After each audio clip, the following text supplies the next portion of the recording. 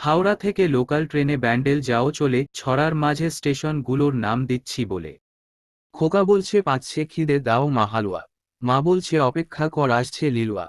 রামকৃষ্ণ বলছে গিরিশ নরেন কত দূর। শিষ্য বলে গুরুদেব নিকটেই বেলুর।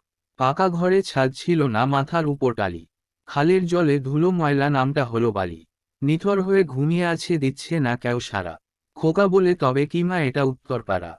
কারখানাটা বন্ধ হলো, মালিক এমন কঠোর। মা বলছে খোকা এবার এসেছে হিন্দমোটর। খোকা মাকে প্রশ্ন করে এটা মা কোন নগর। মা বলছে ঠিক ধরেছি, সেটাই তো কোন নগর। তোতা পাখি পুষবে, খোকা কিনে আনে পিছলা। পরের স্টেশন নেমে যাবে, এসে গেছে রিসরা। খোকা বলে শোনো মাগো ভক্তগণের সুর। জয় শ্রীরাম আওয়াজ ওঠে, এটা শ্রীরামপুর। বাঁশের বাঁকে ঘট নিয়ে যায় শিবের ভক্তগুলি। গঙ্গাঘাটে জল ভরবে, নামে শ্যাওড়াফুলি। এক সময়ে ছিল সেথায় বৈদ্যদের ঘাঁটি। তাদের নামেই নাম হয়েছে স্টেশন বৈদ্যবাটি। জ্ঞানীগুণী ভদ্রজনে ভজন করে ঈশ্বর। লোকের মুখে প্রচার পেয়ে হয়েছে ভদ্রেশ্বর। কোলাহলে যায় না বোঝা কথার মাথা মুন্ডু। হুড়োহুড়ি হকারদের এসেছে মানকুণ্ড। আধিপত্যে ফরাসিদের বেড়ে ছিল বহর। গঙ্গাপারে প্রাচীন শহর নাম চন্দননগর।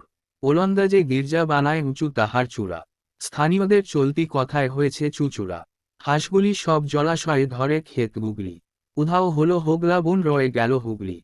সুন্দরীদের হরেক পোশাক, পায়ে পরা স্যান্ডেল। চার্চে এবার ঘুরতে যাবে, এসে গেছে ব্যান্ডেল। চলো মা ট্রেন থেকে নেমে এবার দাও অটো স্ট্যান্ডে হাঁটা। আজ এইটুকুই। আজকের মতো টাটা।